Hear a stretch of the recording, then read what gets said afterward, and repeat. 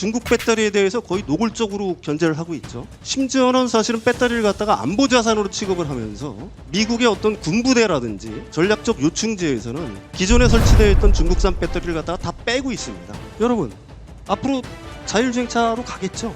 근데 자율주행차 어떤 분들은 물어봐요. 내연기관 차로 자율주행차 만들면 되지? 그게 불가능한 이유가 있어요. 자율주행차는 엄청난 전기를 씁니다. 수십 개의 센서들을 돌려야죠. 라이다, 레이다.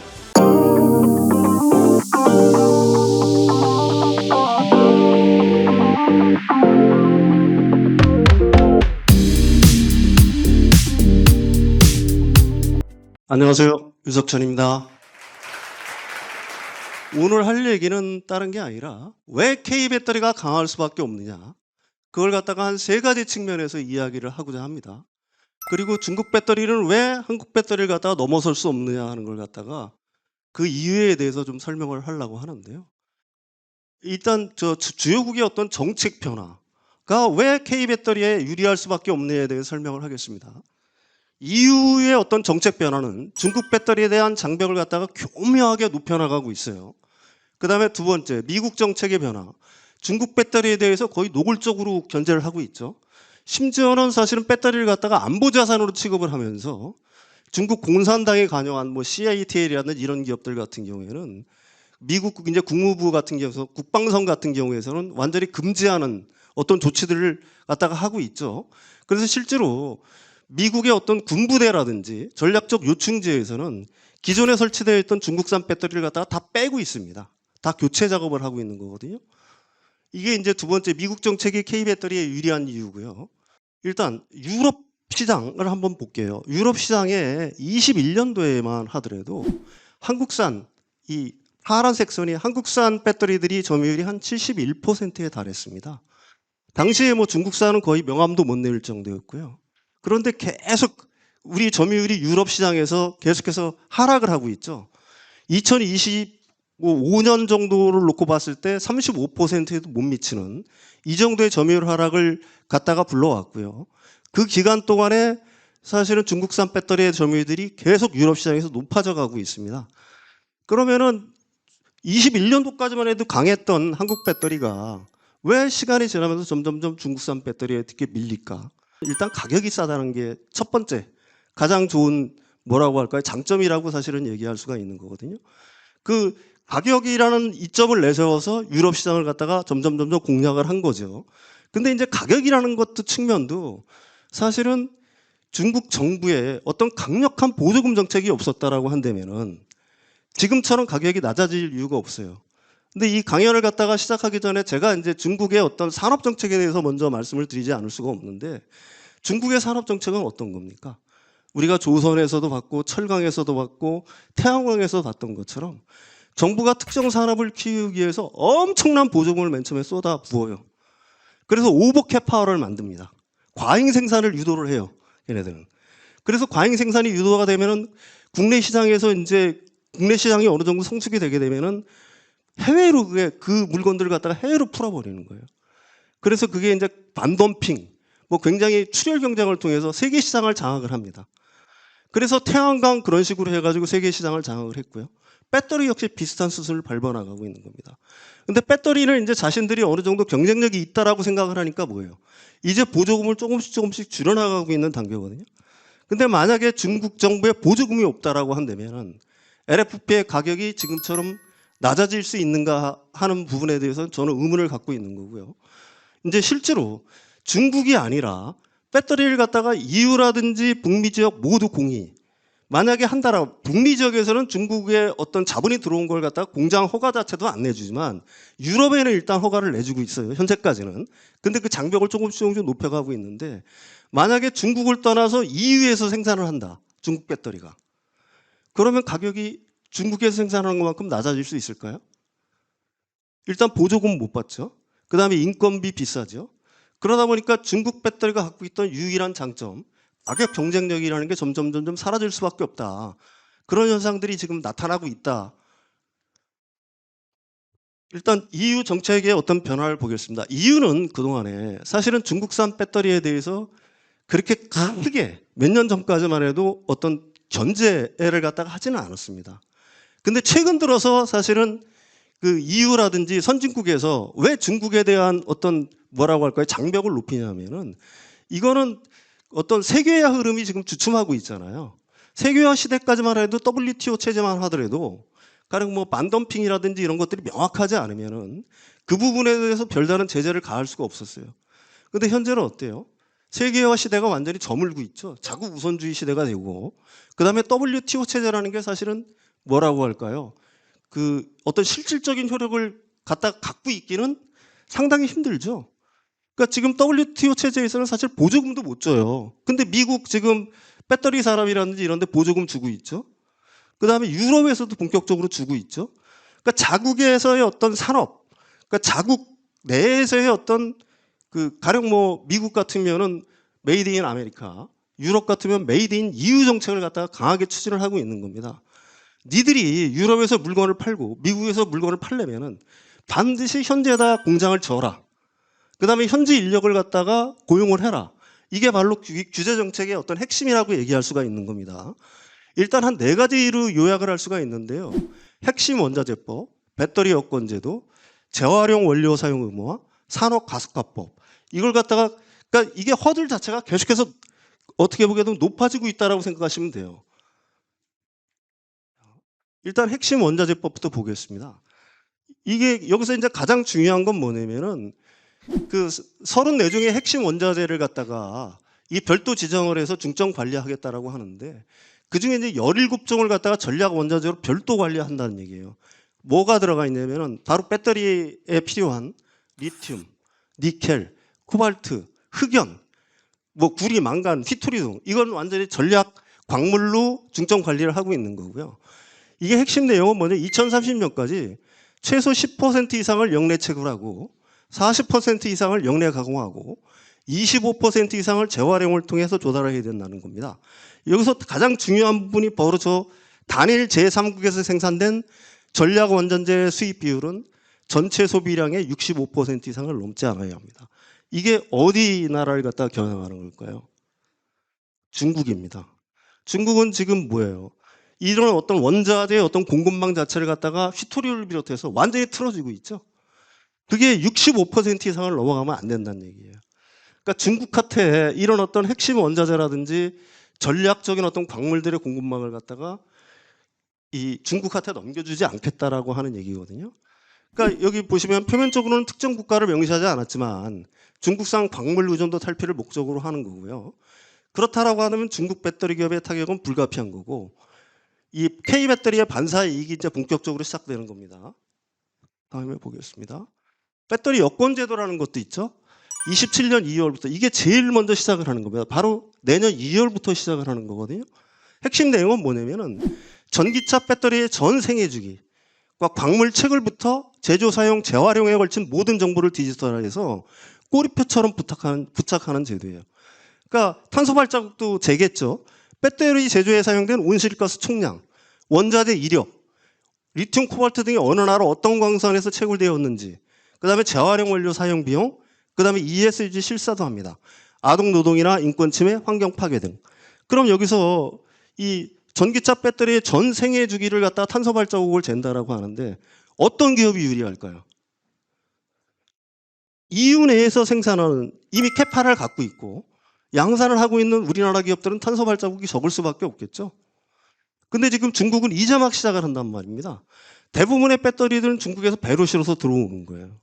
탄소 발자국이 많이 남을 수밖에 없겠죠. 그 부분을 갖다가 중점적으로 관리를 한다는 거고요. 그다음에 EU 배터리법, 재활용 원료 사용 의무화가 이게 2031년도부터인데 이것도 굉장히 한국 배터리한테 유리하게 작용하는 법이라고 얘기할 수가 있는 겁니다. 이게 어떤 법이냐면 폐배터리에서 코발트, 리튬, 니켈을 특정 비율 이상 의무적으로 회수해서 새 배터리에 사용하도록 강제하는 법이거든요. 2031년에는 코발트 16%, 리튬 6%, 2036년에는 리튬이 12%까지 재활용된 그 리튬을 써야 된다는 얘기예요. 근데 삼원계 배터리는 뭐예요? 이 배터리에 대해서 어느 정도 아시는 분은 알겠지만 삼원계 배터리는 코발트, 니켈, 리튬 등 고가의 회수 금속이 다량으로 함유되어 있습니다. 그러니까 폐배터리를 갖다 리사이클을 해도 이 금속들을 추출해서 팔면은 폐배터리를 갖다가 충분한 수익을 낼 수가 있어요. 근데 LFP 배터리는 뭐죠? 철과 인은 매우 흔하고 쌉니다. 철. 굉장히 싼 금속이잖아요. 그리고 또 하나는 뭐냐면 이게 폐배터리화가 되면은 철은 산화철로 변해요. 산화철이 뭐죠? 우리가 금속에 보면 녹슬잖아요. 녹이 슬어버립니다. 그러니까 이게 굳이 화학 공정을 거쳐 추출하니 광산에서 새 철광석을 캐는 게 훨씬 유리하다라고 얘기할 수가 있는 거고요. 이 LFP 배터리 같은 경우는 재활용이 거의 불가하다는 게 단점입니다. 웃돈을 주고 재활용해야 하는 상황이거든요. 여러분들 한번 생각을 해보십시오. 이 차량 그 하부에 배터리들 전기차 모시는 분들은 잘 알겠지만 스케이트보드처럼 엄청난 배터리가 탑재되어 있어요. 근데 이 LFP를 재활용을 못한다. 그럼 이거 어떻게 해야 될까요? 다 그냥 버려야 됩니다. 이게 이제 그 시점이 다가오고 있는 거예요. 지금은 맨 처음에 산업이 처음으로 시작할 때는 싸니까 LFP 배터리를 갖다가 쓰지만 나중에 국가 전체적인 차원으로 놓고 보게 되면은 LFP 배터리 다 쓰는 LFP 배터리를 어떻게 처리할 거예요? 이게 엄청난 물량이 앞으로 쏟아질 거라는 얘기입니다.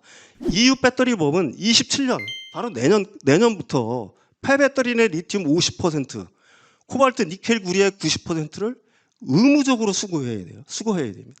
이 배터리 생산하는 업체들은. 그러면 LFP 배터리 생산 업체들은 뭐예요? 이 폐배터리에서 반드시 이걸 뽑아내야 되니까 돈이 남지 않아요. 그러면 웃돈을 줘야 되겠죠. 폐배터리를 갖다 리사이클링 하는 업체한테 야 여기서 리튬 50% 무조건 빼. 그러면은 이거 돈이 안 되는데 니들이 웃돈을 줘야 돼. 뭐 이런 현상이 발생할 수밖에 없다는 얘기죠. 그렇게 된다라고 하게 되면은 LFP의 어떤 배터리의 어떤 경쟁력이 지금처럼 과연 계속 유지될 수 있을까 하는 그 부분에 대해서는 의문의 여지가 있다라고 말씀을 드릴 수가 있는 거고요. K 배터리의 유리한 이유를 갖다 정리를 했습니다. LG엔솔, 삼성 SDI는 2018년부터 양산을 시작했고요. SKU는 20년부터 양산을 시작했습니다. 이 한국 배터리 3사의 유럽 내 총 생산 능력은 약 170기가와트아워에 달하는데 유럽 배터리 시장에 이 한국 K 배터리의 캐파가 어느 정도 되느냐? 전체 그 총 유럽에서 생산되는 배터리의 82%가 한국산 배터리 캐파예요. 그러니까 유럽 내에서는 한국산 캐파가 한국 배터리 3사의 캐파가 절대적으로 어떻게 보게 되면 크다라고 얘기할 수가 있는 거고요. 그 다음에 요즘 들어서 그 IAEA 법도 마찬가지고 요즘 들어서는 더 강화된 법이 있는데 그 부분에 대해서는 일단 넘어가고요. 글로벌 제조 용량 40% 이상을 점유한 국가의 자본이 들어올 경우에는 제재하는 법안까지도 EU에서 만들려고 하고 있는 겁니다. 여기에 해당하는 국가가 어디죠? 중국입니다. 네, 중국이에요. 중국 기업을 갖다가 막겠다고 하는 노골적인 의지 자체를 하고 있는 겁니다. 자, 그래서 요즘 들어서 어떤 현상이 벌어지고 있어요? 유럽의 OEM들이 우리나라 배터리 셀사들한테 엄청난 수준을 갖다가 주고 있죠. 가령 그 LG에너지솔루션 같은 경우에는 기존에 벤츠하고 굉장히 긴밀하게 연결이 돼 있었습니다. 46 시리즈 원통형 배터리에 대한 수주는 굉장히 많고요. 최근에는 뭘 수주를 냈어요? 바로 LFP 배터리의 수주를 벤츠가 냈습니다. 벤츠도 이제는 중저가 배터리에는 LFP 배터리를 갖다가 어쩔 수 없이 써야 되는 형편인 거고 그렇게 한다라고 하게 되면은 LFP 배터리의 강자는 중국이잖아요. 지금까지는. 근데 왜 한국 업체한테 발주를 냈을까요? 바로 이런 어떤 유럽 영내에서 사실은 자신들의 어떤 자동차를 팔기 위해서는 그 중국산을 써서는 더 이상 안 된다는 어떤 생각들 때문에 한국한테 LFP 배터리를 갖다가 발주를 낸 거예요. 그 다음에 LG에너지솔루션 같은 경우는 BMW한테 받았죠. LG에너지솔루션은 그동안에는 BMW랑 전혀 거래를 하지 않았습니다. BMW는 어디 배터리를 썼어요? 삼성 SDI 배터리 썼죠. 근데 BMW가 그 LG에너지솔루션한테 발주를 냈어요. 46 시리즈 원통형 배터리를 갖다가 냈다는 거. 근데 이게 공급되는 시점이 언제냐? 이 부분을 유심히 봐야 될 필요가 있어요. 28년 전후부터 시작을 합니다. 또 삼성 SDI는 기존에는 BMW만 거래를 하고 있었는데 이번에 벤츠한테 수주를 받았죠. 한 10조 원 정도 규모로 받았습니다. 이것도 28년 이후부터예요. 그러면 여러분들 지금까지 벤츠는 그러면은 벤츠 전기차 그래도 꽤 만들어요. 근데 이 중에 어느 나라 배터리를 썼을까요? 벤츠가. 그렇습니다. 우리나라 배터리도 일부, 삼성의 SDI 배터리도 일부 들어갔지만 70% 정도를 갖다가 중국산 배터리를 썼어요. CATL이라든지 파라시스. 왜 우리나라 청라에서 불난 거 있죠? 벤츠 몇 년 전에. 그 엄청 크게 난 불. 그게 바로 파라시스 배터리를 갖다 쓴 거거든요. 중국산 배터리. 그 벤츠가 왜 이제 느닷없이 한국한테 더 많은 수주를 내느냐. 이게 바로 아까도 얘기했지만 유럽 영내에서 점점 그 중국산 배터리에 대한 어떤 허들이 높아지고 있는 거고, 규제를 갖다가 피하기 위해서는 사실은 뭐 우리나라 배터리 안 쓰고 싶어서 안 쓴 건 아니겠죠. 가격적인 측면에서 약간 이제 부담이 있었는데 그 부분을 갖다가 감수하고서라도 사실은 그 한국산 배터리를 갖다가 써야 되겠다는 생각들 때문에 한국한테 다시 수주가 이렇게 들어오는 거다. 이렇게 정리를 할 수가 있는 겁니다. 두 번째로는 이 오일 가격 폭등이 만들어낼 변화에 대해서 설명을 드리겠습니다. 이 부분도 사실은 글로벌 전체적으로 배터리 산업한테는 엄청난 어떤 성장 기회가 되는 그 뭐라고 할까요? 그 강한 어떤 그 기제가 될 수밖에 없다. 이 부분에 대해서 설명을 드리겠습니다. 도대체 오일 가격이 오르는 거랑 배터리랑 어떤 관계가 있느냐? 이제 여러분들이 뭐 이런 생각들을 하실 텐데요. 과거 이 배터리라는 어떤 전기를 만들고 그러한 배터리라는 장치가 없었을 때는 발전을 갖다가 하기 위해서는 사실은 화석연료에 의존할 수밖에 없었죠. 그렇지 않습니까? 그게 석탄을 떼든 아니면 오일을 떼든 가스를 떼든 발전원이 그걸로 한정이 돼 있었단 말입니다. 근데 지금은 어떤 시대죠? 화석연료를 아니고서도 전기를 만들고 전기를 저장할 수 있는 시대가 돼버렸다는 얘기입니다. 전기를 그럼 어떻게 만드냐? 바로 재생에너지를 통해서 만들죠. 태양광과 풍력을 이용해서 얼마든지 전기를 만들어낼 수가 있는 겁니다. 그런 시대가 오고 있는 거예요. 그럼 그런 시대가 왔는데 아직도 왜 그 가스 발전이라든지 아니면 석탄 발전 이런 걸 갖다가 써? 세상은 이미 변하고는 있습니다. 뒤에서 설명을 하겠지만 이제는 사실은 태양광과 풍력을 이용한 발전원이 사실은 석탄 발전을 갖다가 앞서 있어요. 세계 최대의 발전원입니다. 태양광이라든지 가령 뭐 그 재생에너지 같은 거 할 때는 초기 투자 비용이 굉장히 문제가 될 거 아니겠습니까? 연료비는 이제 나중엔 전혀 안 들죠. 근데 초기 투자 비용이 비싸면 못 할 거 아니겠어요? 근데 이 초기 투자 비용이 얼마나 내려왔냐면은 이 태양광만 단독으로 설치할 때 같은 경우에는 24년도에 이미 화석연료 그 발전 원가를 갖다가 그 초기 설비 투자 비용보다도 훨씬 더 내려가 있는 상황이고요. 거기다가 태양광하고 배터리를 갖다가 합치게 되면은 대충 어느 정도 시점을 보고 있냐면은 그 2030년 정도 되면은 이 두 개를 합쳐도 배터리랑 그 재생에너지를 갖다가 합친다고 하더라도 이 지금 화석연료 발전 그 초기 투자 비용보다 낮아진다. 그런 연구 결과가 있는 거죠. 그러면은 화석연료 여러분들이 이런 식으로 물어봐요. 요리할 때 여전히 쓰죠? 근데 그것도 전기화로 바뀌고 있죠. 뭘로 바뀌고 있어요? 가스난로를 지금 인덕션으로 바꾸고 있죠. 그럼 난방, 냉난방 어떻게 할 거야? 과거에는 어땠어요? 그거 역시 가스로 해가지고 뭐 전기를 만들어서 이렇게 했죠. 근데 지금은 어때요? 히트펌프 쓰죠. 그러니까 앞으로의 어떤 시대라는 거는 바로 그 AI 어떤 대전환이 일어나고 에너지의 어떤 뭐라고 할까요? 사용 패턴 자체가 완전히 바뀌면서 전기화 시대로 넘어가는 겁니다. 근데 그 전기화 시대에서 사실은 이게 화석연료라든지 이런 것보다도 재생에너지라든지 배터리가 훨씬 더 유리한 이유들에 대해서 설명을 드리는데 원자력 발전소라든지 새로운 유전 건설에는 보통 한 10년 정도가 걸립니다.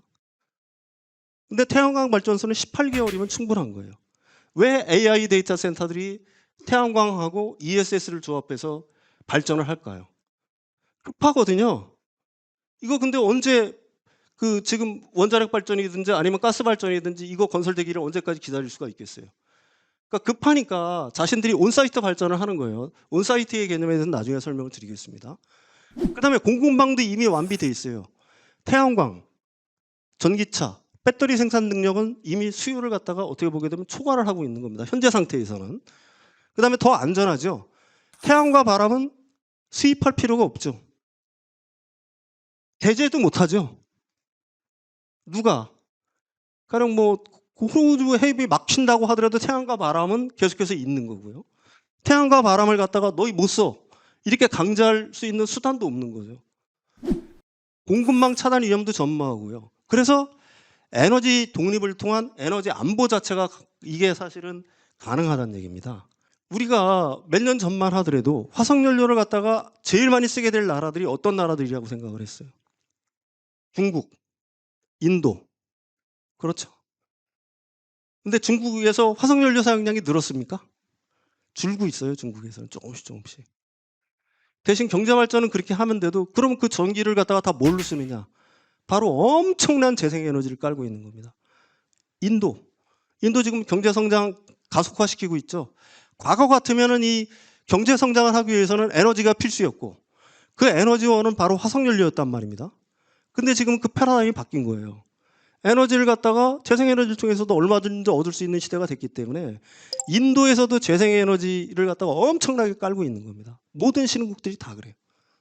그 다음에 나머지 부분에는 이제 수송 부분이라고 얘기할 수가 있겠죠. 발전은 그렇다라고 쳐요. 근데 우리가 오일을 가장 많이 쓰는 분야가 어디일까요? 여러분들. 세계 글로벌 수요의 60%는 바로 운송 부분에서 발생을 합니다. 그러니까 보통 육상 운송이라고 보통 얘기를 하죠. 우리가 승용장차로 가든지 트럭 배송을 한다든지 이게 한 45% 정도를 차지하고요. 항공, 배로 가는 이런 쪽에 15%를 써요. 그러면은 진짜로 오일에서 자유로우려면은 바로 이 운송, 수송 부분에서의 전기화가 반드시 필요하다라고 얘기할 수가 있는 거고요. 그래서 우리나라라든지 아니면 이제 유럽에서도 마찬가지고요. 전기차에 대해서 엄청난 보조금을 주고 전기차 전환을 가속화하는 이유가 바로 거기에 있는 겁니다. 바로 오일의 어떤 의존도 이걸 갖다가 줄이기 위해서는 수송 부분에 전기화가 반드시 필요한 거고요. 아까도 얘기했지만 뭐 난방 부분 같은 경우는 히트펌프로 하면 되고 조리 부분에서는 인덕션, 이 가스를 갖다가 대체하게 될 거라는 얘기입니다.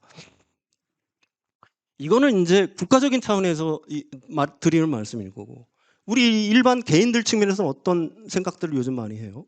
이 휘발유 가격이 너무 올라가니까 이제 전기차로 바꿔야 되나? 뭐 이런 생각들 굉장히 많이 하시죠. 실제로 바꾸시는 분들도 꽤 있는 줄 알고 있고요. 우리나라 같은 경우 1분기에 전기차가 YOY로 150% 성장했습니다. 그러니까 일부 언론에서 이런 식으로 얘기를 해요. 보조금을 현 정부 들어서 1월 달부터 많이 풀었으니까 그런 거 아니야? 4월 달에 얼마 성장을 했을까요? 4월 달에 YOY로 140% 성장했습니다. 유럽 어떨까요? 원래 연초에는 생각보다 그 자동차가 그렇게 많이 팔리지를 않아요. 여러분들 잘 아시잖아요. 보통 여름 지나서 뭐 가을 무렵 돼야지 사실은 차를 바꾸는 수요들이 가장 몰린다라고 하는데 유럽도 1분기에 한 30% 정도 성장했고요. 4월 달에 YOY로 한 40% 성장했습니다. 이게 바로 오일 가격이 올라간 것 때문에 그런 거예요. 그러면은 이러한 운송 부분에서의 어떤 그 전기차 전환이 어떤 효과를 내느냐? 중국은 전기차 보급을 통해서 연간 약 280억 달러를 갖다가 절감을 할 수가 있었습니다. 그만큼 오일 수요를 줄였다는 얘기예요. 그 다음에 유럽은 약 80억 달러 원유 수입 비용을 갖다가 절감을 했습니다. 그 다음에 자율주행차 시대는 필연이고요. 그 전제 조건은 자동차 전동화입니다. 여러분, 앞으로 자율주행차로 가겠죠? 근데 자율주행차 어떤 분들은 물어봐요. 내연기관차로 자율주행차 만들면 되지? 그게 불가능한 이유가 있어요. 왜 불가능할까요? 자율주행차는 엄청난 전기를 씁니다. 가령 수십 개의 센서들을 돌려야죠. 라이다, 레이다 등등등등. 그 다음에 중앙에 굉장히 강력한 반도체 칩이 들어가죠. 그러니까 지금 현재 레벨 2 플러스의 그 테슬라의 FSD 있지 않습니까? 유럽에서. 그 차만 하더라도 그게 전기차인데도 일반 전기차에 비해서도 한 10% 정도 전기를 더 쓴다라고 그래요. 자율주행 기능을 활성화시키면. 근데 완전 자율주행차가 되면 어떻게 되겠어요? 전기를 엄청나게 쓸 수밖에 없어요. 그 다음에 이제 ESS 수요의 변화예요. ESS는 이제 이것도 역시 배터리죠.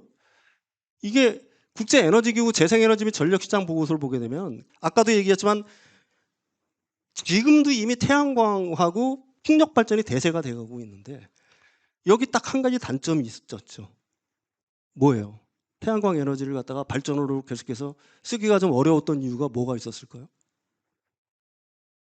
얘가 낮에만 해. 실제로 전기가 필요한 건 밤에도 필요하잖아요. 일반 가정에서는. 그러면은 에너지 저장 장치, 다시 말해서 BESS, 배터리가 없었을 때는 이게 반쪽짜리밖에 역할을 못했다는 얘기예요. 이걸 갖다 어려운 얘기로 간헐성이라고 얘기를 하는데 지금 어때요? BESS, 배터리가 생기면서 이 재생에너지의 가장 큰 장점인 간헐성을 극복할 수 있게 됐다는 얘기입니다. 낮에 전기가 남으면 배터리에 저장했다가 저녁에 재생에너지가 기능을 못하면 배터리에서 전기를 보내주면 되는 거 아니겠어요? 그러니까 BESS가 완벽하게 그 재생에너지의 어떤 간헐성을 갖다가 극복하는 기제가 되고 있다고 보고 있는 거고요. 이게 그래서 사실은 ESS가 세계적으로 어떻게 보면 폭발을 하고 있다고 얘기를 할 수가 있습니다. 제가 이제 방송이라든지 이런 데 가면 이 사회자분들이 물어봐요. ESS 시장이 얼마까지 커질까요? 그래서 제가 드리는 말씀이 있습니다. 감히 누구도 얘기를 못한다. 감히 누구도 얘기를 못한다. 이게 아까도 얘기했지만 간헐성을 극복하는 수단으로서의 ESS뿐만이 아니라 앞으로는 어떻게 될까요? 지금까지의 전력망은 뭐죠? 완전히 중앙 집중력이죠. 그러니까 지방에서 생산되는 전기도 촘촘하게 이 철탑을 꽂아서 송배전망을 통해서 한 곳에서 다 컨트롤하죠. 우리나라도 중앙 집중력으로 돼 있죠. 근데 그게 굉장히 뭐라고 할까요? 효율성이 낮은 이유가 있죠. 지금 우리 용인에 반도체 팬 만들잖아요. 근데 전기를 어디서 끌어와야 되는지 고민하고 있죠. 자신들의 지역으로 그 철탑이 올라가고 이 송전탑이 올라가고 하는 걸 갖다가 지역 주민들이 반대하고 있는 거 아니겠습니까? 그러니까 이 기존의 중앙 집중력 어떤 뭐라고 할까요? 이 공급 방식에서 지금은 어떤 방식으로 이 전력망의 어떤 체계 자체가 바뀌고 있냐면은 마이크로 그리드라고도 얘기를 하고요. 온사이트 그리드라고도 얘기를 해요. 이게 무슨 얘기냐? 중앙으로 다 송배전망을 통해서 연결하는 게 아니에요. 가령 AI 데이터 센터가 있다라고 합시다. 과거에는 이 전기를 끌어오기 위해서는 반드시 송배전망, 중앙에서 공급하는 송배전망에 연결이 돼 있어야 되죠. 지금은 어때요? 거기랑 분리를 시키는 거예요. 자체적으로 태양광 발전을 해서 전기를 만들고 그 전기를 ESS에 보관을 했다가 ESS에 쓰면 되는 거잖아요. 그러니까 과거처럼 어디에 반드시 그 뭐라고 할까요? 중앙 어떤 집중형 그리드망에 연결할 필요가 없다는 얘기죠. 그리고 그게 훨씬 더 효율적이죠. 왜 효율적일까요? 지금 용인에서 전기를 쓰기 위해서 가령 용인 지역에 거대한 태양광 발전 시설을 만들고 거기서 ESS를 만들고 거기서 용인까지 그 공장까지 실제로 연결하는 데는 그렇게 큰 돈이 필요하지 않겠죠. 송배전망 건설하는데. 근데 여기서 필요한 전기를 가령 전라도에서 생산한 전기를 써서 여기까지 보낸다고 한번 생각을 해보십시오. 산마다 철탑이 올라가야 될 거 아니겠습니까? 그래서 세계적으로는 지금 어떤 그리드망이 유행하느냐? 바로 마이크로 그리드라든지 온사이트 그리드망이 유행을 하는 거예요. 거기에 가장 핵심적인 게 뭐냐? BESS, ESS가 들어가야 된다는 얘기입니다. 마지막으로 AI 전환이 만들어낼 변화를 보는 거예요. 이제 뭐 사실 모든 부분이 AI로 전환이 된다라고 얘기할 수가 있겠죠. 피지컬 AI와 2차 전지, 그다음에 방산과 2차 전지. 그리고 그런 것들이 왜 K배터리가 유리한가에 대해서 설명을 드리도록 하겠습니다. 아까 이 부분은 이제 앞에서도 어느 정도 그 설명을 했는데 자율주행차 일단 피지컬 AI 시대에 제일 어떻게 보게 되면 선두주자는 자율주행차잖아요. 그다음에 이제 휴머노이드 로봇이 될 거고 자율주행차도 이게 사실 피지컬 AI거든요. 이게 아까 앞에서 설명드렸지만 일반 전기차에 비해서 전기를 훨씬 많이 소모합니다. 레벨 4 이상을 가동할 경우에는 일반 EV 대비, 일반 전기차 대비입니다. 전기차 대비. 전력 소모량이 약 10에서 30%까지 증가한다라고 그래요. 고성능 컴퓨터를 갖다 연산해야 되고요. 이게 어떻게 보게 되면은 심지어 이런 얘기도 해요. 바퀴 달린 데이터 센터다. 이게 자율주행용 메인 컴퓨터는 500W에서 3kW 전력을 지속적으로 소모하고요. 이게 어느 정도 되는 거냐면 대형 에어컨을 주행 내내 강하게 틀어놓고 달리는 것과 비슷하다라고 얘기할 수가 있습니다. 왜 그러냐면 수많은 센서를 갖다 상시 가동해야 되죠. 보통 자율주행차는 10개에서 한 30여 개의 어떤 센서들이 달리는데 여기는 뭐 고해상도 카메라, 레이더, 라이다 이런 것들이 장착이 되는 거고요. 그러니까 고성능 컴퓨터, 센서, 이를 연결하는 배선 등으로 차량 무게가 증가하니까 전기의 소모량은 오히려 더 늘어날 수밖에 없다라고 보고 있는 겁니다. 그 다음에 자율주행 및 휴머노이드 로봇. 휴머노이드 로봇은 어때요? 이거는 에너지 밀도의 끝판왕이라고 얘기할 수가 있겠죠. 왜 그럴까요? 우리가 전기차에는 스케이트보드라고 그래야 돼요. 키랑 무게에 상관없이 상당량의 배터리들을 차량 하체에다가 넣을 수가 있죠. 그러니까 LFP의 단점이 어느 정도 뭐 숨길 수가 있는 겁니다. 왜 그러냐면 배터리를 더 넣으면 되니까. 공간이 충분하니까. 그죠? 근데 휴머노이드 로봇은 어때요? 배터리가 들어갈 수 있는 공간 자체가 극히 제한적이죠? 네? 그러니까 보통은 그 전기차에 보통 한 25분의 1에서 한 30분의 1 정도의 배터리들이 들어가는 거예요. 근데 이게 에너지 밀도가 낮으면 어떻게 될까요? 그러면 이 로봇이 한 2시간은 일을 해야 되는데 1시간 되면 얘가 좀 거친 표현을 쓸게 뻗어버려. 네? 그 다음에 LFP 배터리는 뭐예요? 무겁죠? 거기다 에너지 밀도가 낮단 말입니다. 그러니까 휴머노이드 로봇 자체에서는 사실은 LFP 배터리를 쓸 수가 없다. 이렇게 봐야 되는 거고요. 그 다음에 휴머노이드 로봇의 더욱 중요한 점은 뭐냐면 순간 출력이 매우 중요해요. 우리 얼마 전에 그 아틀라스 공개된 거 여러분들 그 동영상 보셨을 거예요. 냉장고들을 올리는 거. 그게 한 20kg 정도 된다고 하거든요. 20kg에서 한 50kg 정도 되는 물건들을 갖다가 번쩍번쩍 들어 올리고 해야 돼요. 휴머노이드 로봇 같은 경우에는. 특히 이 공장에 배치될 휴머노이드 로봇들 같은 경우에는 순간적인 출력들이 굉장히 중요하게 되는 겁니다. 근데 순간적인 출력을 위해서 순간적인 출력을 낼 수 있는 배터리는 어떤 배터리가 더 유리해요? 함원계가 훨씬 유리해요. 순간적인 출력을 내는 데는 LFP 배터리가 한계가 있어요. 그러면은 이 휴머노이드 로봇이 점점 보급이 되면 될수록 사람들은 이 휴머노이드 로봇을 만드는 OEM들은 어떤 배터리를 찾게 될까요? 지금 일반적인 어떤 삼원계, 그 보통 우리가 하이니켈이라고 하는 것들도 모자라다라고 생각을 해요. 휴머노이드 로봇을 만드는 데는. 울트라 하이니켈 정도는 들어가줘야 된다라고 보고 있는 거예요. 울트라 하이니켈.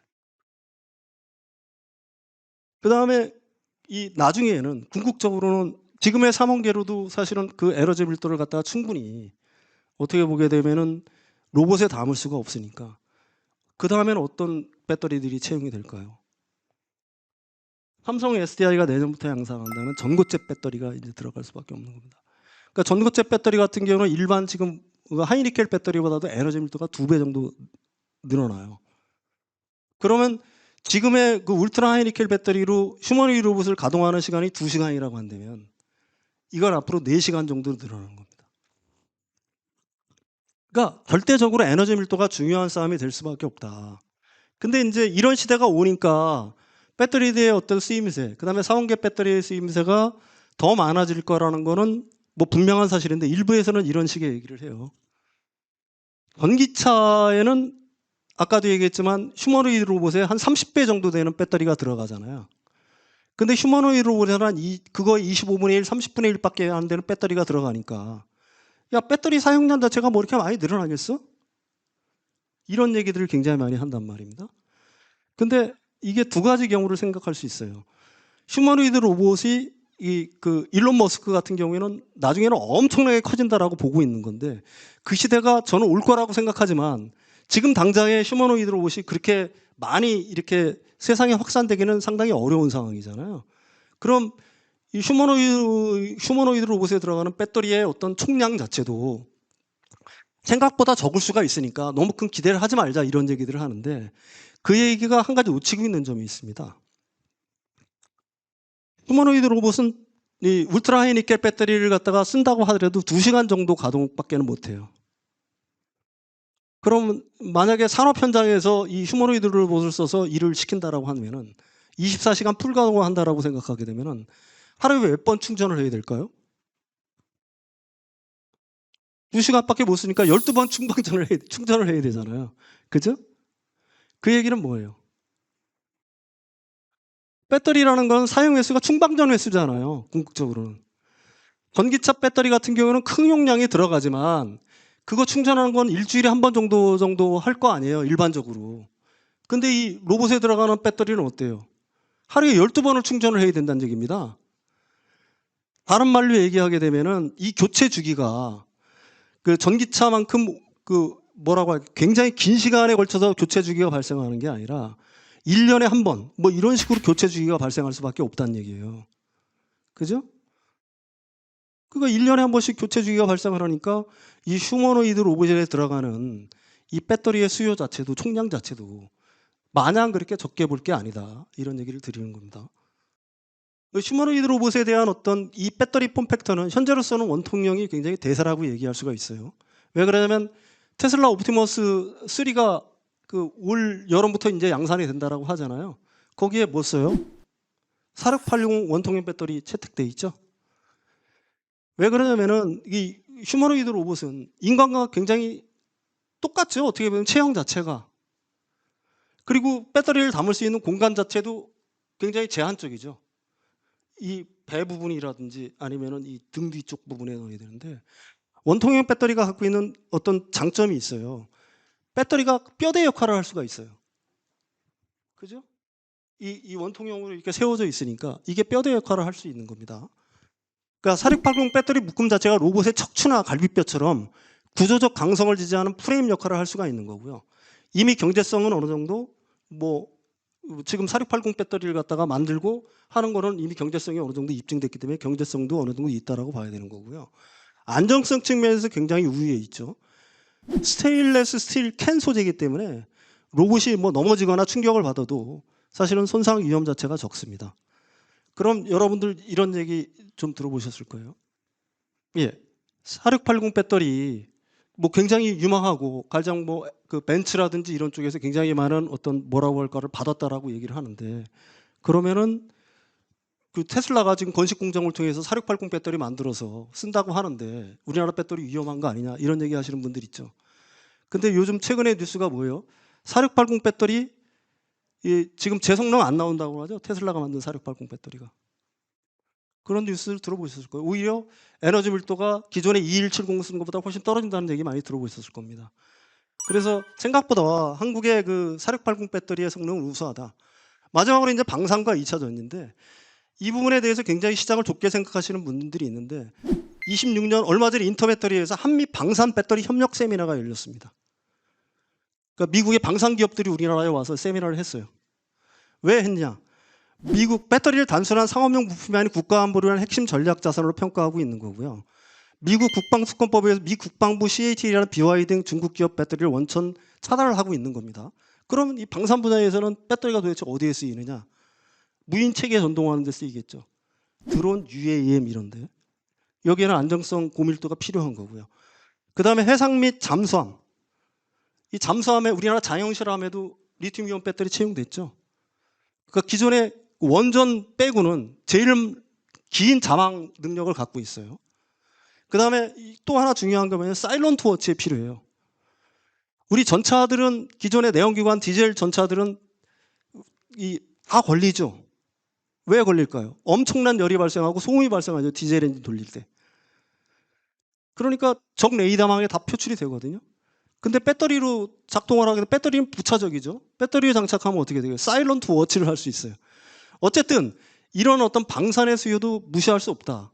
그래서 AI 대전환이 되면 될수록 사실은 에너지 밀도가 더 높은 배터리가 필요하고 한국 배터리의 위상은 높아질 수밖에 없다. 그래서 뭐 생각보다 과거에는 삼원계가 우수하다, 나중에는 LFP가 우수하다라고 했지만 결국은 삼원계가 우수할 수밖에 없고 삼원계 시대가 다시 도래할 수밖에 없다. 이렇게 정리를 하는 거고요. 그 다음에 특히 그 중에서도 가장 많은 캐파를 갖고 있고 가장 많은 특허를 갖고 있는 K배터리가 앞으로의 배터리 시장을 장악할 수밖에 없다. 이렇게 결론을 드리겠습니다. 예. 이상으로 강의를 마치도록 하겠습니다.